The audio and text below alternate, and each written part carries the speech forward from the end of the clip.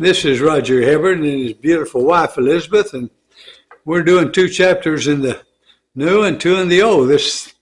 We just did Mark in the resurrection. That was good. Mark 15, was it? Or Mark 16. Yeah, the last chapter is called Mark 16. That was the resurrection. Then we'll be going into Hebrews, Philemon and Hebrews for a couple of weeks. Then we'll be in Luke. I try to space the Gospels out so that we have the Gospels throughout reading the New Testament as much as we can. And there's not that many chapters in the Gospel, so I have to intersperse, like Hebrews and whatever letters in between, which makes it great. All right. Now, you're familiar with the 13th chapter of 1 Corinthians. Paul says, and now I'm going to show you a better way. And it's all about love. But it's God's love. It's not our passionate, erotic love. Now, it's, of course, you've heard that so many times. I'm probably talking to the choir, but it's the agape love, God's love.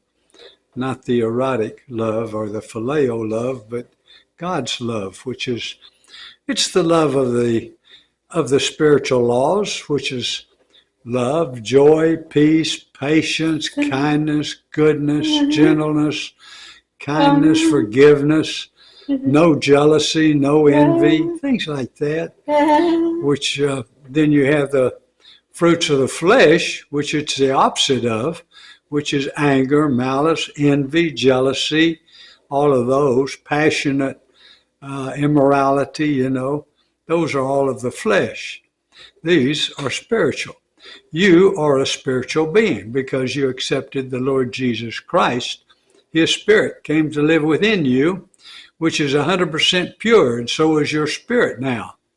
Now, of course, it didn't make you a new flesh yet, and it didn't make you a new soul yet. You're 3 persons.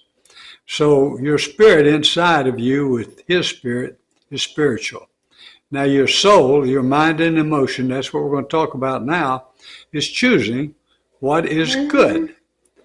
And your flesh, of course, reaps what you sow. If it's spiritual, it reaps life. If it's flesh, it reaps death.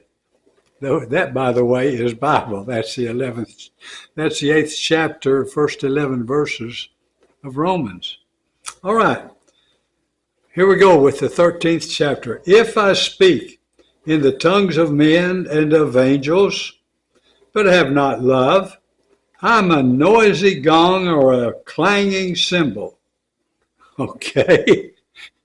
In other words, you're not even fun to be around. You're kind of noisy. And if I have prophetic powers and understand all mysteries and all knowledge, and if I have all faith so to remove mountains, but have not love, I am nothing. You got to be kind of like gaining the whole world and getting entangled in it and just being a miserable person and having a miserable death too. If I give away all I have, and if I deliver up my body to be burned, but have not love, I gain nothing. Love, here's what love is. Love is patient. And it's kind. And love is loving my wife.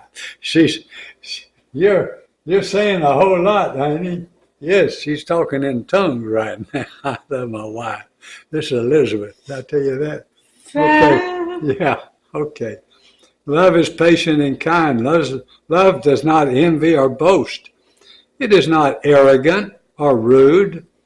It does not insist on its own way. It is not irritable or resentful. It does not rejoice at wrongdoings. All these things are like on the flesh, aren't they? But rejoices with the truth. Jesus is the truth. He's the way. He's the truth. He's the life. Love bears all things, believes all things, hopes all things, endures all things. Now, the only kind of love that does that is certainly not eroticism or erotic love.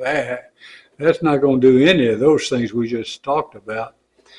But godly love, aerobic love, love with God, He loves us so much, He never leaves us or goes away from us. He's there. He says, put your mind on me and I'll give you perfect peace. He's our deliverer. He's our rock. He's our refuge. He's our shield. He's all of those good things to us. He's our light, our truth. So if we have that kind of love, it bears all things, we can do it. Believes all things. We might be in the throes of a real financial problem or emotional problem or whatever, but we can still bear it, can believe in all things, hope, and endures all things. We can endure it. It might be tough. You might think, Lord, how am I going to endure this? But you'll come through it. All right. Love never ends. As for prophetics, as for prophecies, they will pass away. As for tongues, they will cease. As for knowledge, it will pass away. Now, a lot of people use this, well, that means that there are no more tongues. No, it doesn't mean that. It just means that all these things eventually are going to pass away. We're going to know perfectly even as we are known, because we're going to be where we're in a glorified body. Knowledge, it will pass away. For we know in part, and we prophesy in part, but when the perfect comes, the partial will pass away, and then we'll know even as we are known. We'll see, it says we'll see through a cloud, through a window darkly, but then we'll see bright. When I was a child, I spoke like a child. I thought like a child. I reasoned like a child. When I became a man, I gave up childish ways. For now we know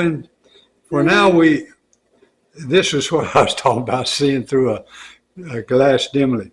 For now we see in a mirror dimly, but then face to face, we'll really see clearly. Now I know in part, then I shall know fully, even as I have been fully known. All right, so here's the conclusion. So now faith, hope, and love abide. These three, but the greatest of these is love. And of course, that's agape love, godly love, that real pure love, love of the Spirit, spiritual love, you might say.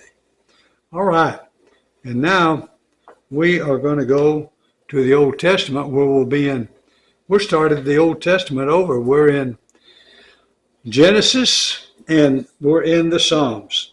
Thank you.